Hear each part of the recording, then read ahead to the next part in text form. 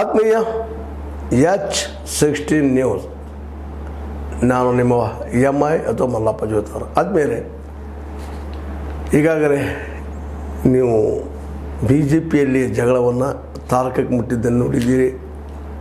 ಅದೇ ಕಾಲಕ್ಕೆ ಯತ್ನಾಳ್ ಇನ್ನೇನು ಹಿಂದೆ ಸಲ್ಲಕ್ಕಿಲ್ಲ ಅನ್ನೋ ಸಂದರ್ಭದಲ್ಲೇ ಪಾರ್ಟಿ ನೀನು ಒಡೆದು ಹೋಗ್ತದೋ ಅಥವಾ ಅವ್ರು ತೆಗೆದು ಹಾಕ್ತವ್ರು ಅನ್ನುವಂಥ ಸಂದರ್ಭದಲ್ಲೇ ಒಂದು ಹೊಸ ಸುದ್ದಿಗಳು ಬರ್ತಾಯಿದ್ದಾವೆ. ಎಲ್ಲೋ ಏನೋ ಹೈಕಮಾಂಡ್ ಸ್ಟ್ರಿಕ್ಟ್ ವಾರ್ನಿಂಗೋ ಅಥವಾ ಇನ್ನುಳಿದ ಯತ್ನಾಳ್ ಜೊತೆಗೆ ಇದ್ದಂಥವರ ಒಂದು ರೀತಿಯಿಂದ ಹಿಂಜರಿತನೋ.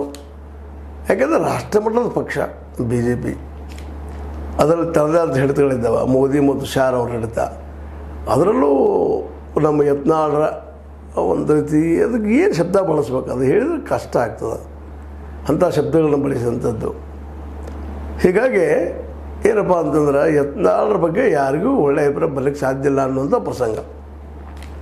ಮತ್ತು ಇದರಲ್ಲೇ ಹೈಕಮಾಂಡ್ ಇದ್ದಿದ್ದು ಬಹಳಷ್ಟು ಸಂಯಮ ತೆಗೆದುಕೊಂಡು ಬಂತು. ನೋಟಿಸ್ ಮೇಲೆ ನೋಟಿಸ್ ಕೊಟ್ಟು ಸಹಿತ ಆ ನೋಟಿಸ್ಗಳಿಗೆ ಯಾವುದೇ ರೀತಿಯ ಒಂದು ಪಾಸಿಟಿವ್ ರೆಸ್ಪಾನ್ಸ್ ತೋರಿಸಲಾರದಕ್ಕಾಗಿ.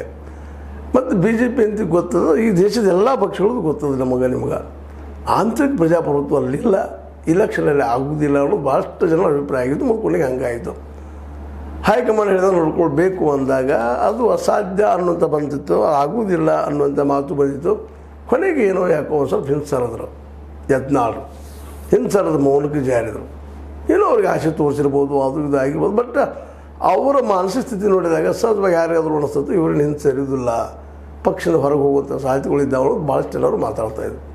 ಆದರೆ ಈಗ ಹಿಂಸರಿದ್ದಾರೆ. ಮತ್ತು ವಿಜೇಂದ್ರ ಅವರು ಆ್ಯಕ್ಟಿವ್ ಆಗಿದ್ದಾರೆ. ಅವ್ರಿಗೆ ಆಶ್ವಾಸನೆ ಸಿಕ್ಕದ, ನೀವು ಮುಂದಿನ ಅಧ್ಯಕ್ಷರು ಅನ್ನುವಂಥ ವಾತಾವರಣ.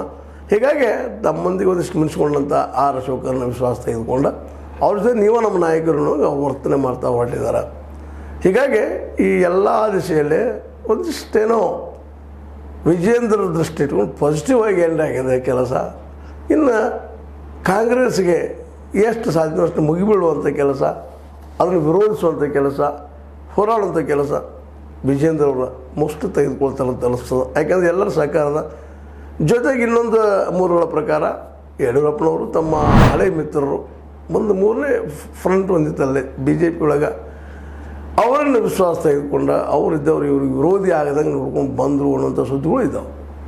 ಹೀಗಾಗಿ ಒಟ್ಟಾರೆಯಾಗಿ ಏನಾಗಿಬಿಟ್ಟಿದಪ್ಪ ಅಂತಂದ್ರೆ ಇದು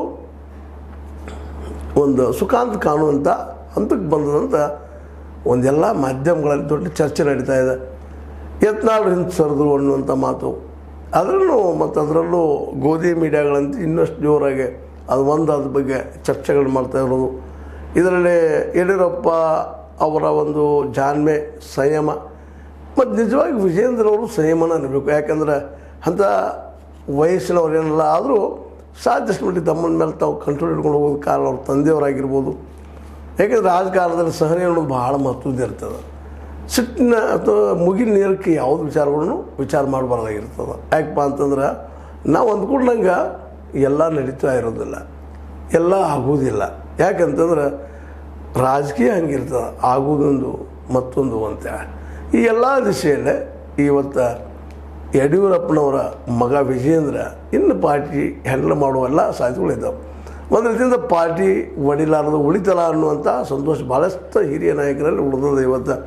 ಯಾಕಂದ್ರೆ BJPಯ ಯತ್ನಾಳ್ ಅದರಲ್ಲೂ ವರ್ತನೆಯಿಂದಾಗಿ ಅದರಲ್ಲೂ ಒಂದು 7 ಜನ ಅವ್ರ ಜೊತೆ ತಾವಂತ ಗುರುತಿಸ್ಕೊಳ್ತಾ ಹೊಂಟಿದ್ದಂತೆ ಇನ್ನೂ ಪಾರ್ಟಿಗೆ ಅದರಲ್ಲೂ ಹೈಕಮಾಂಡ್ಗೆ ನುಂಗಲಾರ ಬೀಜ ತುಪ್ಪಾಗಿತ್ತು. ಅದ್ರಾಗೂ ನಮ್ಮ ಏನಪ್ಪ ಅಂತಂದ್ರೆ ಮೂಲತಃ ನಿಮ್ಗೆ ಗೊತ್ತದ, ನಮ್ಮ ರಮೇಶ್ ಜಾರಕಿಹೊಳಿ ಅವರಾಗಿರ್ಬೋದು, ಅರವಿಂದ ಲಿಂಬಾವಳಿ ಅವರಾಗಿರ್ಬೋದು, ನಮ್ಮ ಬೆಲ್ಲದವರಾಗಿರ್ಬೋದು, ಅದ್ರ ಜೊತೆಗೆ ನಮ್ಮ ಪ್ರಹ್ಲಾದ್ ಅವರಾಗಿರ್ಬೋದು, ಮುಂದೆ ನಮ್ಮ ಅದೇ ಕಾಲಕ್ಕೆ ಇನ್ನೂ ಅನೇಕರು ಎಲ್ಲರೂ ಕುಮಾರ್ ಬಂಗಾರಪ್ಪನಂಥವ್ರು ಇವರೆಲ್ಲ ಒಂದಾಗಿದ್ದು ನೋಡಿದಾಗ ಸಹಜ ಪಾರ್ಟಿ ಎಲ್ಲಿ ಡಿವೈಡ್ ಆಗಿ ಹೋಗ್ತದೆ ಅಂತ ಭಾಳಷ್ಟು ಮಾತುಗಳಾಗಿದ್ದು.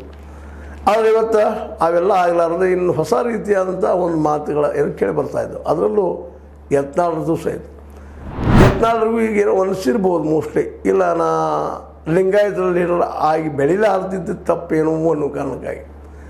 ಈಗಾಗಲೇ ನಿಮಗೆ ಗೊತ್ತದ, ರಮೇಶ್ ಜಾರಕಿಹೊಳಿ ಅವರಾಗಿರ್ಬೋದು, ನಮ್ಮ ಯತ್ನಾಳ್ ಅವರಾಗಿರ್ಬೋದು, ಕುಡ್ಕೊಂಡು ಈ ಹಿಂದೆ ವಕ್ಫ್ ಸಲುವಾಗಿ ಒಂದು ಮೂಮೆಂಟ್ ಸ್ಟಾರ್ಟ್ ಮಾಡಿದ್ರು. ಅದಕ್ಕೆ ಒಳ್ಳೆ ರೆಸ್ಪಾನ್ಸ್ ಬಂದಂಥ ಅವರ ನಂಬಿಕೆ ಆಗಿತ್ತು. ಅದ್ರ ಜೊತೆಗೆ ಸೆಂಟ್ರಲ್ದ ಹೈಕಮಾಂಡದ ಶಾ ಅವರಾಗಿರ್ಬೋದು, ಇನ್ನುಳಿದವರಾಗಿರ್ಬೋದು ಅದು ಸಪೋರ್ಟು ಮಾಡಿದರೆ, ಇಲ್ಲ ಇದು ಮುಂದುವರಿಸ್ಕೊಂಡು ಹೋಗ್ರಿ ಮಾಡಿರಿ ಅಂತೇಳಿ. ಹೀಗಾಗಿ ಅದರ ಜೊತೆಗೆ ಇನ್ನೊಂದು ಈಗ ಮಾಡುವಂಥ ಹಂತಕ್ಕೆ ಹೆಜ್ಜೆ ಇಡ್ತಾ ಇದ್ದಾರೆ. ಲಿಂಗಾಯತ ಸಮಾವೇಶಗಳು ಮಾಡ್ತಾ ಹೋಗುವಂಥದ್ದು. ಉತ್ತರ ಕರ್ನಾಟಕದಲ್ಲಿ ನಿಮಗೆ ಗೊತ್ತದ, ಲಿಂಗಾಯತ ಡಾಮಿನೆನ್ಸಿ ಅದ. ಬಿ ಜೆ ಪಿ ಪರ ಇದಂಥ ಲಿಂಗಾಯತ ಲಾಬಿನೂ ಅದ.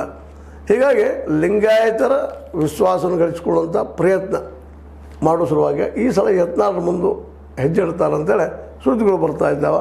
ಅದನ್ನು ಎಷ್ಟು ಮಟ್ಟಿಗೆ ವಿಜೇಂದ್ರ ಅವರು ಸಹಿಸ್ತಾರೋ ಗೊತ್ತಿಲ್ಲ, ಬಟ್ ತುರ್ತು ಮಾತ್ರ ಮಾಡಲಪ್ಪ ಅನ್ನುವಂಥ ಒಂದು ಉದಾರ ಭಾವನೆ, ಉದಾರ ಮನಸ್ಸನ್ನು ತೋರಿಸ್ತಾರೆ ಅನ್ನುವಂಥ ಮಾತುಗಳು ಕೇಳಿ ಬರ್ತಾ ಇದ್ದಾವೆ. ಯಾಕಂದರೆ ಬೀಸು ಧ್ವನಿ ತಪ್ಪಿದರೆ 100 ವರ್ಷ ಆಯುಷ್ ಅಂತ.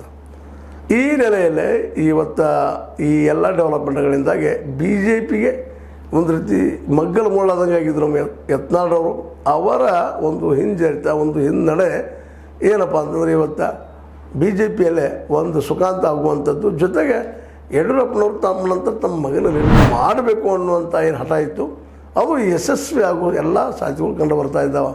ಈ ಒಂದು ವಿಷಯದಲ್ಲಿ ಯಡಿಯೂರಪ್ಪನವರ ಸಂಯಮದ ನಡೆ, ಅನುಭವ ಅವ್ರಿಗೆ ಭಾಳಷ್ಟು ಉಪಯೋಗ ಆಯಿತು. ಜೊತೆಗೆ ಪಾರ್ಟಿಯನ್ನು ಕಟ್ಟಿ ಬೆಳೆಸಿದ್ರು ಆ ಮಾತು ಬೇರೆ, ಅದನ್ನು ಟೀಕಾ ಆದರೂ ಸಾಕಷ್ಟು ಅವರೊಬ್ಬರೇ ಇಲ್ಲಪ್ಪ ಎಲ್ಲರೂ ಬೆಳೆಸಿದ್ದಾರೆ ಅಂತೇಳಿ. ಆದರೂ ಅವರು ದೀರ್ಘಕಾಲೀನ ಒಂದು ಏನು ಬಿ ಜೆ ಪಿ ಕಟ್ಟುವ ಸಲುವಾಗಿ ಒಂದು ಹೋರಾಟ ಮಾಡ್ತಾ ಬಂದರು. ಅದು ಇವತ್ತು ಒಂದು ಪ್ರತಿಫಲ ಕೊಟ್ಟ ಅವರ ಮಗ ರಾಜ್ಯದ ಬಿ ಜೆ ಪಿ ನಾಯಕ ಆಗಿ ಬೆಳೀತಿರುವುದು ಅವ್ರಿಗೆ ಸಂತೋಷ ತಂದಂಗೆ ಕಾಣ್ತದೆ. ಯಾಕೆ ಸಹಜದ, ಮತ್ತು ಯಾಕಪ್ಪ ತಂದೆಗೆ ತನ್ನ ಮಗ ಬೆಳಿಬೇಕು, ಉನ್ನತಕ್ಕೆ ಹೋಗಬೇಕು, ತನ್ನಂತರ ಒಬ್ಬ ದೊಡ್ಡ ವ್ಯಕ್ತಿ ಆಗಬೇಕು ಸಹಜ ಆಸೆ. ಆ ಆಸೆ ಮೋಸ್ಟ್ಲಿ ಈಡೇರೋಂಗೆ ಕಾಣಲಿಕ್ಕಂಥದ್ದು ತುರ್ತಿನ ಘಟನಾವಳಿಂದ. ಮತ್ತು ಯಾವಾಗ ಸ್ಫೋಟ ಆಗೋದು ಗೊತ್ತಿಲ್ಲ, ಯಾಕೆಂದರೆ ಇದು ಬೂದಿ ಮುಚ್ಚಿದ ಕೆಂಡದಂಗೆ ಇವತ್ತು. ಯಾಕಂದ್ರೆ ಒಂದು 2-3 ದಿನಗಳ ಹಿಂದಿನ ಈ ನಮ್ಮ ಯತ್ನಾಳ್ ಸಾಕಷ್ಟು ಬಿರುಸಿನ ಮಾತಾಡಿದರು. ಮತ್ತು ಎಂಥ ಮಾತಾಡಿದ್ರೆ ಒಂದಿಷ್ಟು ಪದಗಳು ಅವು ಒಂದು ರೀತಿ ಏನಪ್ಪ ಅಂದ್ರೆ ಸಂಸ್ಕಾರಯುತ ಅಲ್ಲದಿದ್ದಂಥವಿದ್ದು ಹಲ್ಕಾ ಅನ್ನೋ ಶಬ್ದವನ್ನು ಸಹಿತ ಬಳಸಿದ್ರು ಅವರು. ಇದೆಲ್ಲ ನೋಡಿದಾಗ ಇನ್ನೂ ಮೂಲೆಯಲ್ಲಿ ಯತ್ನಾಳ್ ಮನಸ್ಸಿನಲ್ಲೇ ವಿಜೇಂದ್ರ ಅವರು ವಿರೋಧವಾಗಿ ಭಾವನೆ ಇದ್ದರು.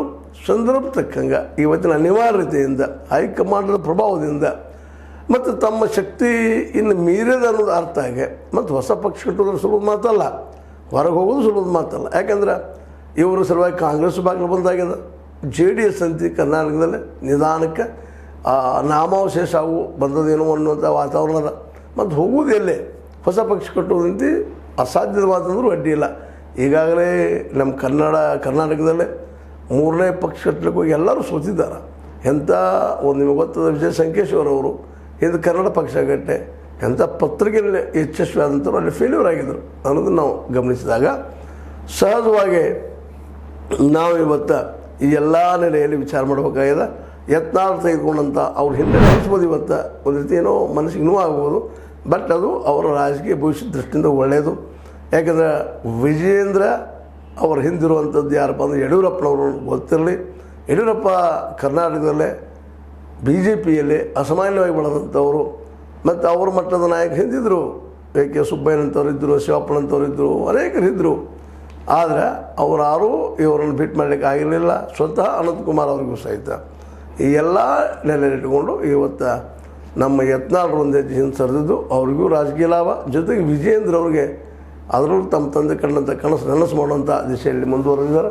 ಇನ್ನು 2022ರಲ್ಲಿ ಗೆಲ್ಲೋದು ಅಷ್ಟು ಸುಲಭದ ಮಾತಲ್ಲ. ಆದರೂ ಒಂದು ಭರವಸೆ, ಒಗ್ಗಟ್ಟಿದ್ರೆ ಒಂದಿಷ್ಟು ಬಲಿಷ್ಠವಾಗಿ ಟಕ್ಕರ್ ಕೊಡ್ಬೋದು ಕಾಂಗ್ರೆಸ್ಗೆ. ಜೊತೆಗೆ ಈಗಾಗಲೇ ಪ್ರೀಬೀಸ್ ರೇವಡೀಸ್ ಅಂತ ಕರಿತಾಯಿದ್ರು, ಅದು ಸ್ವತಃ ಬಿ ಜೆ ಪಿ ಕೊಡ್ಲಿಕ್ಕೆ ಶುರು ಮಾಡಿಬಿಟ್ಟದ.